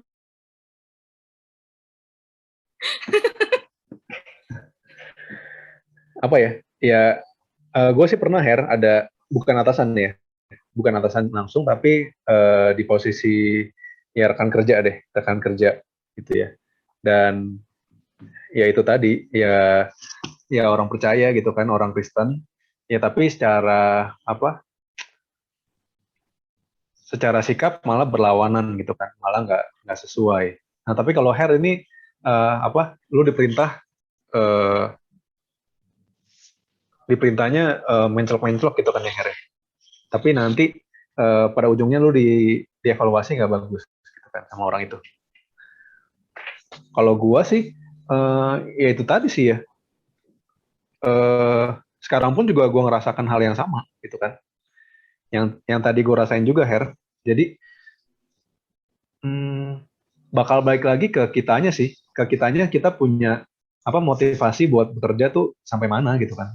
Tujuan atau goals-nya itu mau mau apa ketika orang itu ya bisa ngelakuin apa aja gitu kan ya, terlepas dia Kristen atau dia bukan. Ya kita kalau udah ngerasa, bukan ngerasa ya, kita kalau udah ngelakuin yang terbaik, dan tapi tetap sih mesti evaluasi juga apa yang dia apa yang dia kasih masukan ke kita itu bener nggak. Tapi kalau emang lu udah ngerasa dia emang cuman mau mempermainkan gitu kan, emang cuman mau jelek-jelekin aja, ya gue rasa sih ya nggak usah terlalu nggak usah terlalu dimasukin ke hati ya, nggak usah terlalu masukin ke pikiran juga. Tetap stay on your course aja, Her, gitu. Nanti ya sampai satu saat, ya itu tadi kan, pekerjaan kita kan, ya ketika kita stay di pekerjaan kita, ya Tuhan kan membangun karakter kita, Tuhan membangun kita menjadi lebih baik gitu kan ya. Misalnya atasan lo itu nggak bisa ngerespek kita gitu kan, nggak bisa kasih nilai yang baik buat kita, meskipun kita punya ekspektasi itu ya sudah gitu kan. Ya nanti ketika lo berusaha di tempat lain atau lo bekerja di tempat lain, gue yakin ya Tuhan bisa aja buka jalan ya gitu. Ya nilai positifnya kan nggak harus gaji kan, nggak harus lu dipuji sama perusahaan, dipuji sama bos juga gitu kan, dan lu juga nggak bisa ngerubah dia kan. Ya bisa jadi lu ngerubah dia dengan cara ya lu nunjukin yang kerja yang bener tuh apa gitu, Her. Ya dia dengan ya itu adalah Injil terapan ya. Ketika lu ngelakuin hal yang bener, ya tapi ya atasan lu cuma teori doang, ya lu kan bisa mempengaruhi dengan cara itu. Terlepas nanti dia mau berubah atau enggak, ya terserah gitu. Ya waktunya Tuhan sih. Ya lu menginjili dengan begitu, Her. Gitu. Thank Thank you, you kok Jos. sarannya. Udah menjawab, Her? Menjawab, tapi mohon maaf nih tadi suara tadi kayak gini suaranya tiba-tiba hilang hilang setengah. Tadi awal Pojus ngomong hilang semua suaranya, tadi baru kesambung lagi. Sorry. It's okay. Iya, aku nangkep maksudnya. Oke, thank you. Thank you. Jos. Lagi ya, sebentar ya. Ada yang tanya lagi kok. Langkah apa yang harus diambil apabila kita di lingkungan kerja yang toksik? Lingkungan kerja yang toksik itu kayak gimana ya? Apakah resign atau tidak? Jika tidak, bagaimana merawat mental yang baik di lingkungan yang toksik? Karena menurut saya jika terlalu lama hidup di lingkungan toksik bisa merusak mental dan karakter kita secara tidak langsung. Toksik ini tuh maksudnya apa? Boleh dijelasin nggak, John? Jadi toksik itu karena orang hanya 1-2 orang atau lingkungan kerja toksik berarti semua orang tuh gimana tuh? Coba boleh nggak biar nggak salah nih nangkep konteksnya. Oke, tapi sebelum maaf saya off cam ya, kok ya lagi di luar. Nah, lingkungannya toksik itu menurut saya itu lingkungan yang tidak baik ya, kayak misalnya dari atasannya juga nggak baik, dari istilahnya juga pertemanannya juga nggak baik, tapi secara pekerjaan kita suka gitu ya kan. Tapi lingkungan yang tidak mendukung gitu, kayak misalnya kita kadang melihat misalnya di tempat kerja saya di sebelumnya itu atasan saya tuh salah satu tipe yang menghalalkan segala cara misalnya, dan kita melihat kayak wah kita tahu ini salah nih, tapi walaupun nggak berhubungan dengan kita gitu kan, secara ini kan kita melihat secara langsung gitu kan kok gitu loh. Apalagi saya kerja di kantor itu kan udah 8 tahun lebih, saya melihat keluar masuk diperlakukan seperti ini dan bagaimana. Nah, tapi secara tempat ya kita suka gitu, tapi bagaimana caranya ya tadi kita merawat mental kita, karakter kita di tempat yang kita kerja, agar juga karena kita kan kayak batu ditetesin air kan lama-lama juga bisa rusak gitu loh, sama kayak mental sama karakter kita yang tadinya kita awalnya mungkin pendiam, tapi karena lingkungan yang toksik sehingga mempengaruhi karakter kita kan, kita jadi emosional di luar, kita jadi bisa lebih galak, terpengaruh ya. Kita terpengaruh mau nggak mau gitu. Nah itu bagaimana kira-kira cara menghadapinya gitu? Apakah memang harus melakukan langkah yang ekstrim, resign, pindah ke tempat yang baru? Tapi itu kan juga bukan solusi, karena orang seperti itu akan selalu ada di lingkungan kerja. Gitu. Nah, bagaimana kira-kira menghadapinya seperti itu? Yang bikin kamu suka sama pekerjaannya apa, John? Pertama pekerjaannya, terus yang kedua tantangan challenge-nya. Terus yang ketiga dalam pekerjaan itu ya kalau aku sih melihatnya dari fasilitasnya ya. Makanya kan secara itu kan sebenarnya dibuat aku sih baik gitu loh, tapi kita melihat orang diperlakukan gitu ya. gitu. Itu ya kadang melihat kayak wah kok gini banget kok, ya, kok bisa ada orang diperlakukan seperti itu gitu. Bahkan sampai ada kasus kayak ketika orang salah nih ya di kantor aku sebelumnya, ketika orang salah kita tahu nih istilahnya ini kesalahan komunal gitu ya. Tetapi bagaimana caranya agar kesalahan komunal ini dilimpahkan ke satu orang gitu loh. Karena bagi atasan saya adalah dalam suatu kesalahan harus ada korban. Sehingga dia melampiaskan itu ke satu orang itu gitu. Nah, istilahnya saya pun sampai melawan ya. Saya pun melawan dengan ekstrim, tetapi tetap karena kita nggak punya status ya. Itu yang tadi saya bilang, lama-lama kayak ngerasa kayak kok gini banget ya, kok gitu banget gitu. Betul. Tapi ada nggak hal positif yang bisa dilakukan oleh John dalam hal ini? Tindakan positif dalam hal ini, contoh misalkan mengajak orang-orang untuk apa ya? Yuk kita do something yuk to change the culture. Ada solusi nggak kira-kira John yang terkait hal ini? Sistem kah atau memang harus komunikasi ke orang tertentu kah? Agak susah kok, karena kan yang kita lawan ini istilahnya orang nomor 2 di perusahaan gitu ya. Istilahnya langsung head-nya gitu loh. Dan istilahnya karena kita orang bawah sehingga kita hanya bisa menutup mata dan menutup telinga kok. Pokoknya lu mau aman, lu mau tutup mata, tutup telinga gitu. Orang mau kayak apa selama nggak nyenggol lu aman aja. Gitu loh. Jadinya banyak perusahaan yang seperti itu kan kalau kita lihat kan. Oke. Gitu. Tapi apakah itu berdampak langsung ke kamu dan akhirnya itu mempengaruhi kamu juga menjadi toksik? Mungkin dari aku secara beberapa karakter sih ya mungkin sehingga pandangan saya berubah gitu ke orang dan teman-teman saya juga yang saya kenal bertahun-tahun kok tiba-tiba jadi begini hanya karena selisih-selisih kecil pun bisa jadi besar kayak gitu loh. Kan sampai berantem pun bisa gitu loh. Yang hanya karena hal kecil gitu. Karena efek itu karena merasa udah gak tahan karena stresnya dan sebagainya. Oke. Kayaknya ya nggak ada peacefulness gitu ya kerjanya ya John ya. Ya, ada damai. Sehingga orang mencari peacefulnya di luar gitu. Cari damainya ya mungkin ya teman-teman saya ada yang travel dan sebagainya keluar karena untuk melepas hal itu juga kan. Atau hobi-hobi lain dan sebagainya. Tapi di dalam sendiri pun seperti itu. Gitu. Tapi ada niatan buat kamu untuk apa ya, impian gitu, vision. Aduh, ini kantor ini sebenarnya harusnya bisa lebih baik dari ini.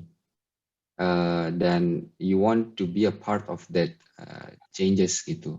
Ada nggak kepanggilan ke sana di perusahaan ini? Ada kayak seperti itu. Bahkan kami juga sempat juga berpikir seperti itu. Tapi kadang kami sampai titik di mana oh ini udah nggak bisa dirubah kalau head ini nggak cut gitu ya.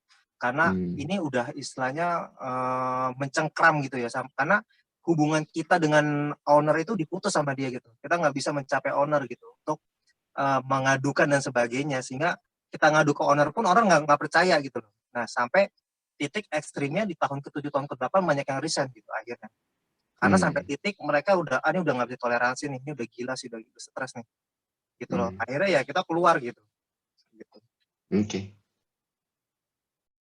Ya, balik lagi jawabannya di diri John sih. Kalau saya pribadi, kalau saya sendiri sudah merasa nggak damai, ya saya pasti akan pergi. Karena buat apa juga gitu. Kecuali saya punya suatu alasan tertentu, kalau tadi istilah Josh, motivasi atau tujuan yang baik gitu ya. Tetap kita mau bertahan di situ karena kita mau merubah menjadi, dan kita bisa gitu ya, dan ada kesempatan. Teman-teman yang punya satu frekuensi yang sama, kita cari orang-orang yang di atas juga yang punya satu frekuensi yang sama, kita ngobrol, kita bangun budaya yang baru. Tetapi memang itu proses. Tapi dasarnya harus ada apa ya, ada eagerness ya, ada motivations yang benar gitu. Karena apa namanya, kita nggak apa ya, kita nggak selalu bisa, kita hanya bisa mengontrol apa yang kita bisa kontrol. Kalau udah ada yang kita nggak bisa kontrol ya sudah gitu. Dan kalau ini sudah nggak bisa dikontrol, menurut saya ya you have to decide sih. Dan kalau memang itu merusak, kalau menurut saya merusak akhirnya kehidupan pribadinya John, I think ya nggak baik sih untuk jangka panjang John. Karena nanti John jadi terbentuk menjadi negatif, jadi toksik juga, dan itu yang jadi bahaya. Kalau menurut saya gitu ya John. Terima kasih. Hopefully menjawab. Saya mau tambahin dikit kok. Ya, Jos. Iya. Jadi ya cerita di pengalaman yang perusahaan baru saya sih. Jadi kalau kata Kodana tadi benar, jadi motivasi. Ya di saat saya juga menemukan lingkungannya ini toksik, ya saya kan mencari akan mencari tim gitu kan, orang untuk bisa ya coba kita perlahan-perlahan berproses untuk bisa merubah budaya gitu kan, budaya perusahaan. Tapi yang pasti prosesnya nggak bisa secepat membalikan telapak tangan gitu kan, pasti lama. Dan apakah ya saya terpanggil atau enggak? Ya jujur sih, ya saya nggak tahu saya terpanggil untuk itu atau enggak. Ya tapi saya melihat ke diri saya sendiri sih di saat ini, John. Jadi paling nggak ketika saya suka dengan pekerjaannya, saya suka dengan apa yang saya kerjakan, dan saya passion di sana gitu kan. Dan ketika dikasih challenge ini itu, ya saya suka. Masalahnya kan masalah orang gitu kan. Saya bisa ngerubah itu semua, jadi di masalah kerjaannya itu ya saya bisa serap. Jadi pengalamannya itu semua saya bisa ambil sebagai portfolio saya. Nah, ketika nanti memang toh pada ujungnya nggak bisa dihargai, kalau saya mikirnya ya udah, ya saya kan udah dapat portfolio gitu kan. Ya nggak ada masalah. Saya bisa usaha sendiri, atau saya bisa ya kerja di tempat lain dengan pencapaian yang lebih tinggi dan dengan speed yang jauh lebih bagus dari sebelumnya. Nah itu kan yang saya dapat. Jadi saya berfokus kepada apa yang apa yang Tuhan titipkan kepada saya di saat ini. Ya saya senang untuk melakukan hal-hal itu. Makanya saya tadi nanya juga sih, John, apa yang kamu senang gitu kan di sana. Jadi kalau saya berfokus di sana, jadi saya nggak bisa merubah orang. Kalau dia mau berubah ya syukur, nggak mau berubah ya udah, saya nggak bisa berubah. Gitu. Ya, tetap menjadi terang aja ya, John. Maksudnya jangan sampai part of the toxicity sih, kalau pesan saya. Gitu. Terima kasih kok, Jos. Oke.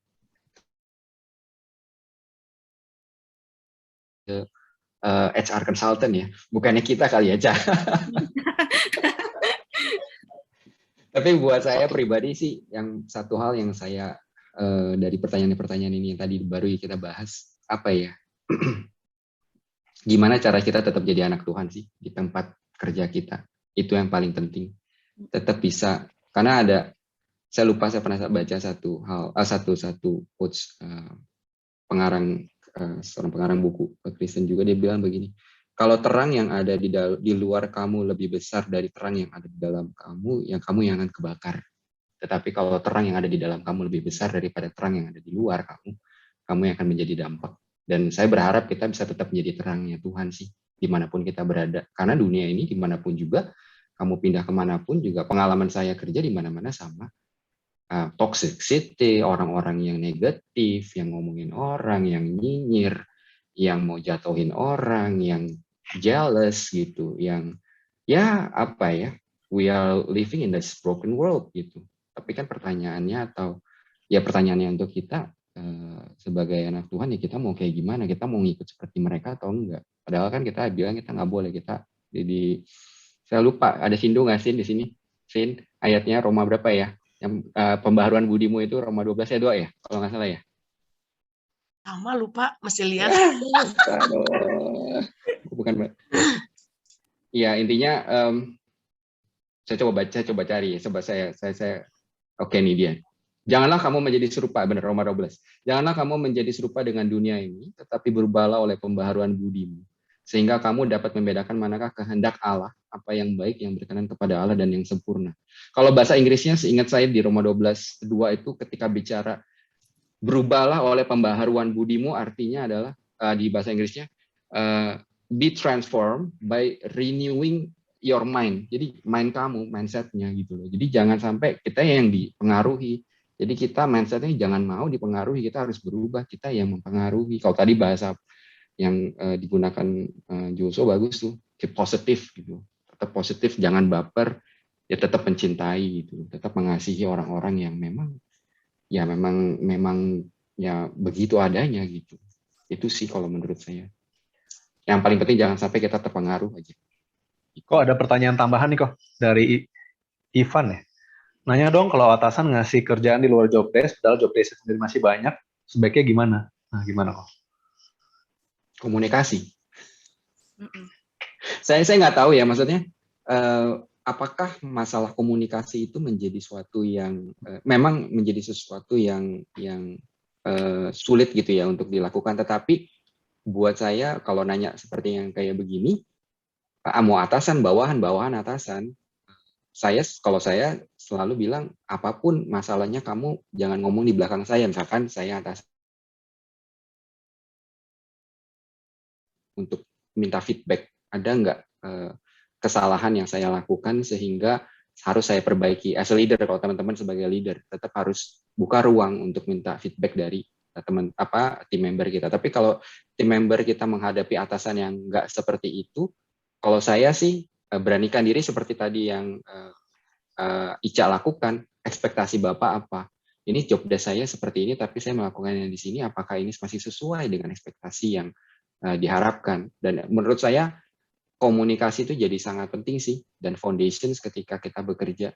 Kita nggak akan bisa survive di perusahaan manapun kalau kita nggak bisa belajar atau nggak berani untuk speak up our mind.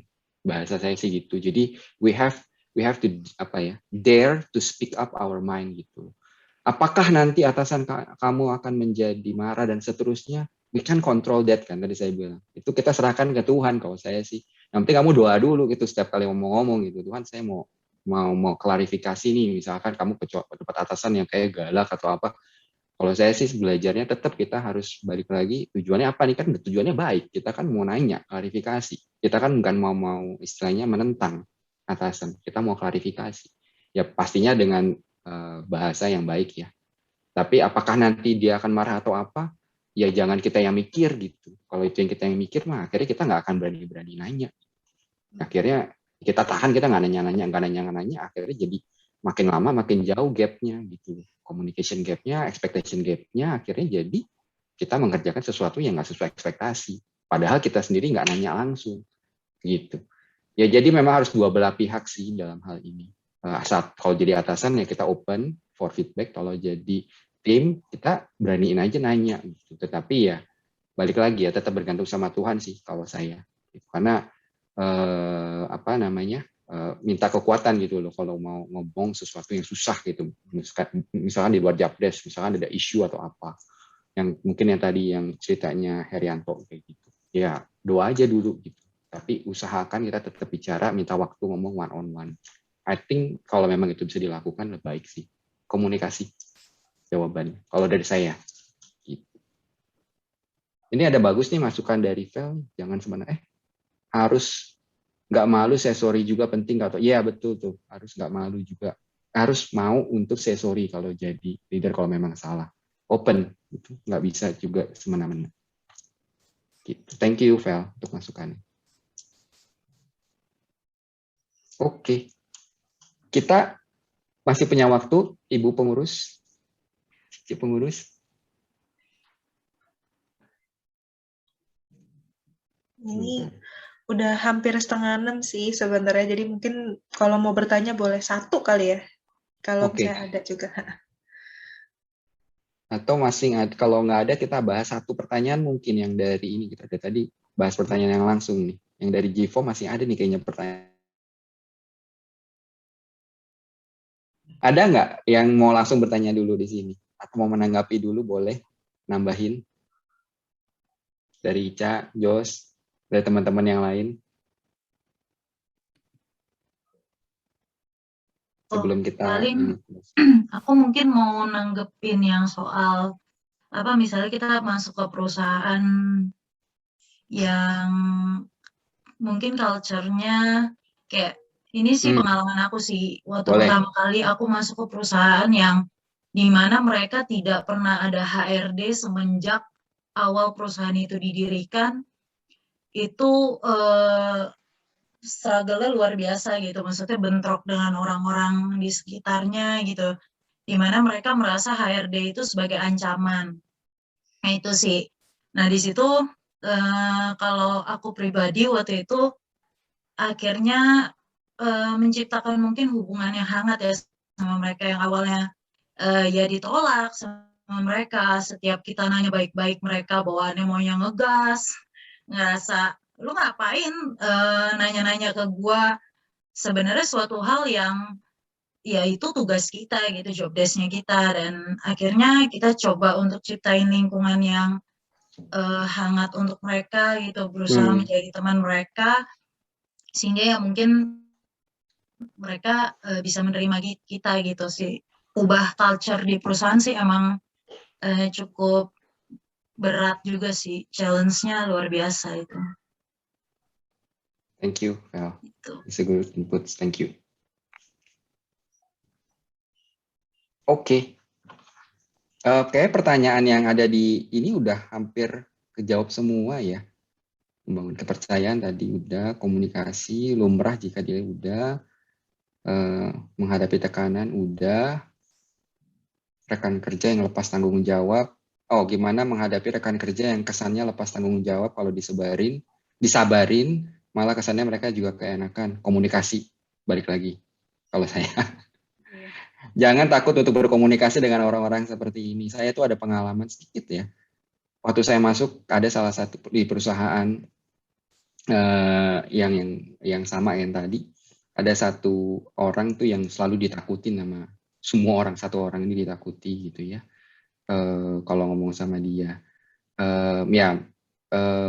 nggak, istilahnya kalau ada masalah tuh kayak nggak mau gitu ngomong sama dia langsung, ngomongnya sama yang lain gitu, sama temennya atau sama anak buahnya dan seterusnya. Tapi ketika kita memberanikan diri untuk mendekati orang itu dan mencoba memahami kenapa sih dia kok kalau ngomong tuh kayak merendahkan orang lain, kasarnya mungkin gitu ya kalau orang-orang ngomongnya merendahkan gitu. Ya ternyata memang dia punya masalah, ternyata di latar belakangnya pernah ada situasi yang membuat dia itu, situasi di keluarga ya, broken home dan waktu kecil dan seterusnya, dan istilahnya ini masuk langsung ngejudge gitu ya, menghakimi dalam hal ini orang, karena kata orang dia begini, kata orang dia begitu. Terus kita langsung ikut-ikut menghakimi, padahal kita nggak tahu konteksnya dia atau latar belakangnya dia seperti apa. Itu yang membuat kita akhirnya jadi ikutan, menurut saya, ya apa bedanya kita dengan orang-orang yang toksik tadi, gitu maksud saya.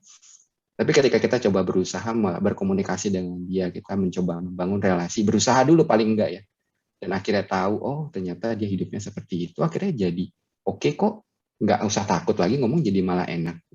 Nah ini balik lagi kalau ditanya yang kayak mengungkapkan hal yang kurang disukai, kurang cocok dengan atasan tadi, menghadapi rekan kerja yang lepas tanggung jawab, just communicate. Tapi the way we communicate itu yang kita mesti belajar katanya. Saya juga bukan ahlinya, tapi paling enggak dare to speak our mind, dare to approach the person gitu loh. Karena tujuannya baik, balik lagi. Kenapa sih? Kalau kamu punya tujuan yang baik, percaya deh.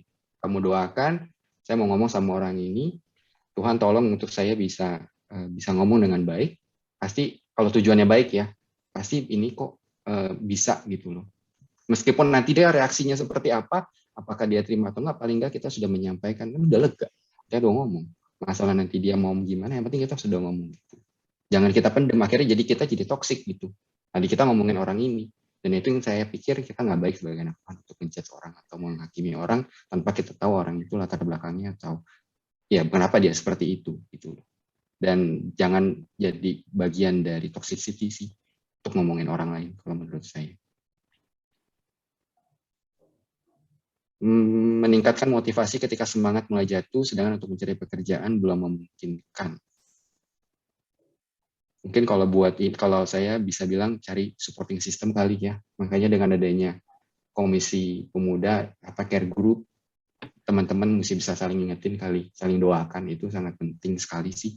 Kalau nggak ada teman-teman yang ngedoain, yang just say how are you aja, kita jadi merasa sendiri, ya kita jadi overthink, jadi mental kita turun ya, semangatnya turun. Jadi I think teman-teman di sini ya, ini ada teman nih yang perlu motivasi, semangat, karena mulai jatuh, karena mungkin ada masalah di kantor atau apa. I think supporting system itu penting. Kita hari ini bisa ngomong tips and trick ya, kita harus komunikasi gini gitu, kesannya gampang, tapi nggak akan pernah bisa kalau kita nggak ada supporting system yang bantu support gitu ya, teman-teman terutama itu teman-teman dekat. Gitu, sama tetap bergantung sama Tuhan sih yang pasti nomor satu. Berserah dan bergantung. Sikap yang tepat saat menghadapi tekanan kerjaan yang tinggi tadi sudah dijawab. Iya sih, udah hampir semuanya kejawab sih. Itu nanti mungkin ada yang mau tanya lagi, nah ini boleh nanti langsung japri ke bintang tamu. Ke Ica sama Joshua ya, ke saya juga boleh. Begitu kalau ada Daniel dong. Sementara itu dulu kali ya, kita udah cukup panjang membahas hal ini. Teman-teman yang masuknya telat, kita dalam sehari itu kita menghabiskan separuh hari kita tuh untuk bekerja gitu. Jadi apa yang kita mau lakukan di separuh hari kita dalam 24 jam itu penting gitu. Keputusan-keputusan yang mau diambil itu keputusan yang penting, karena itu yang akan membentuk kita menjadi pribadi-pribadi yang lebih baik. Dalam hal ini yang saya harapkan ya kita sama-sama kita bisa jadi anak-anak Tuhan yang tetap berpengaruh di lingkungan kerja kita sih gitu. Kalau kita bicara building characters at work, ya saya sendiri pun juga jujur masih jauh dari apa istilahnya punya karakter yang baik mungkin di dalam pekerjaan, karena setiap level kehidupan kita tuh pasti tantangannya ada aja, tambah lagi yang berbeda gitu. Dan di setiap tantangan yang baru itu tuh ya nomor satu sih karakter yang paling penting adalah kita harus bergantung sama Tuhan. Udah itu aja sih menurut saya. Melibatkan Tuhan dalam setiap keputusan kita. Ketika kita mau bicara sama teman kerja, atasan, ketika kita mau bikin presentasi, bahkan ketika kita mau email, ketika kita mau bikin proposal untuk bisnis kita yang baru, untuk pitching dan seterusnya. I think libatkan Tuhan senantiasa sih. Itu nomor satu menurut saya. Ketika Tuhan sudah hadir sama-sama dengan kita, ikut kerja bareng sama kita, itu dan benar ya, maksudnya kita benar-benar percaya dan mengimani. I think itu selangkah yang awal yang sangat bisa menolong kita untuk entah kita mau berkomunikasi, entah kita mau bikin presentasi yang baik kayak Ica gitu. Jadi benar-benar bisa bertanggung jawab, walk the talk. Landasannya itu sih, libatkan Tuhan senantiasa gitu.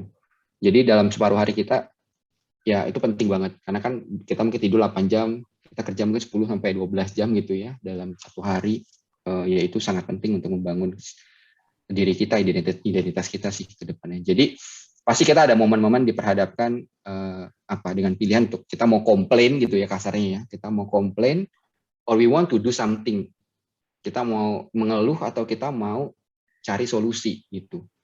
Ya kalau kita fokusnya, kalau tadi Josh di depan bagus tuh, perspektifnya harusnya cari solusi gitu, tapi jangan cuma ngeluh, jangan cuma akhirnya fokus ke masalahnya. Ada satu quote yang bagus yang saya baca, don't focus on what you are, don't focus on what that you are. Bentar, kok jadi tiba-tiba ngeblank gue. kebanyakan ini. Bentar, saya sampai tulis di sambung saya. Nih, ini yang buat ingetin saya setiap hari. Mudah-mudahan ini berguna buat teman-teman saya. Oke, focus on what you are going to do, not what you are going through.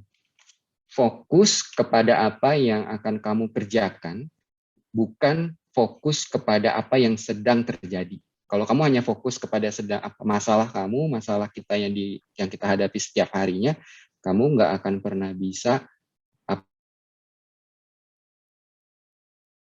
mesti ngapain. Ada masalah ini mesti ngapain. Ada masalah ini mesti ngapain.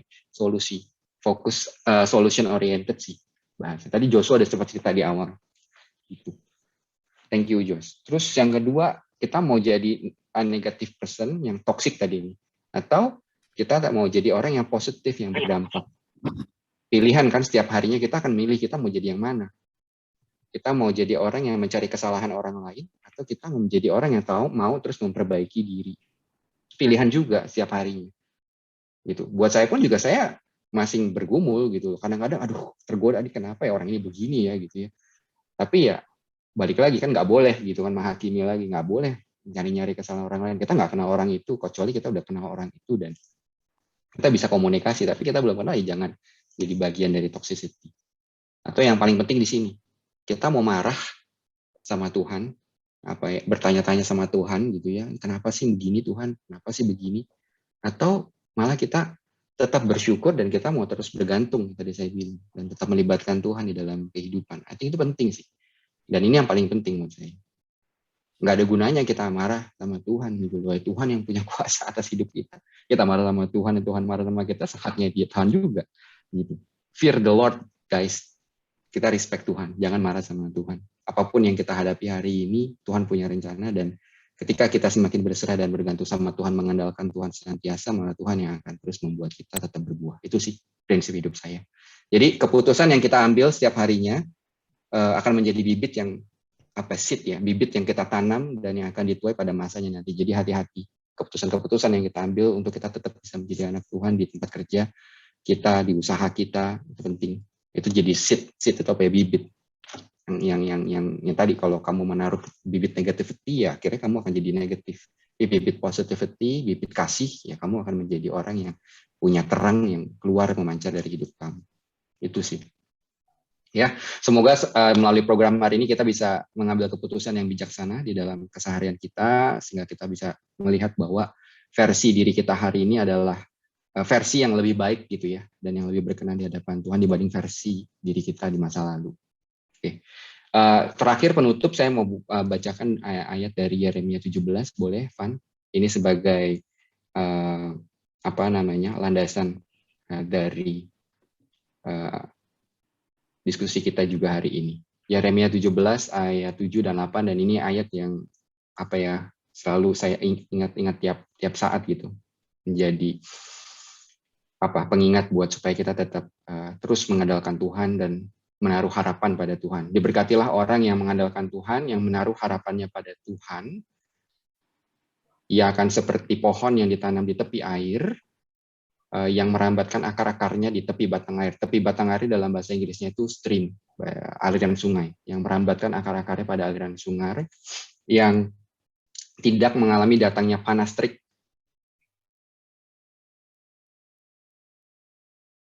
It doesn't fear when heat comes. Nggak perlu takut ketika ada panas yang datang, gitu. Karena daunmu akan terus hijau. And it has no worries in a year of drought, and never fails to bear fruit. Yang daun tidak khawatir dalam tahun yang kering dan yang tidak berhenti menghasilkan buah. Semoga saya berharap kita tetap bisa menghasilkan buah di dalam kehidupan kita, keseharian kita di dalam bekerja ataupun berusaha. Terima kasih teman-teman atas waktunya. Hari ini kita udah, I think kita bisa close the program. Thank you buat Joshua, thank you buat Ica, atas 2 bintang tamu kita. Kita kasih aplaus lagi buat Ica sama Joshua yang udah cerita banyak pengalamannya. Thank you buat teman-teman yang hadir, thank you buat pengurus yang udah mewadahi acara ini. Gitu. Thank you semuanya ya. Mungkin saya minta Sindu, tutup Sin. Ada Sindu kan? Ada. Ini kita semua. Oke, saya selesai ya berarti ya. Sebagai host. Thank you Ko. Thank you Ko. Thank you Ko Daniel. Ya teman-teman, kita tutup dalam doa yuk. Mari kita berdoa. Ya Tuhan, terima kasih karena dalam pekerjaan kami, Engkau mempercayakan banyak sekali pengalaman yang membentuk dan mengajar kami. Terlepas dari suka duka yang kami alami, kami mohon biarlah hikmat dari Tuhan menuntun kami, membekali kami, menguatkan dan meneguhkan kami, sehingga kami boleh siap menjalani proses yang Tuhan percayakan dalam pekerjaan. Dan biarlah apapun yang kami hadapi ke depan, kami boleh mengembalikan segala sesuatunya kepada Tuhan, sehingga iman dan pengharapan kami menjadi kekuatan yang utama yang menolong kami untuk bisa terus melangkah dengan pasti.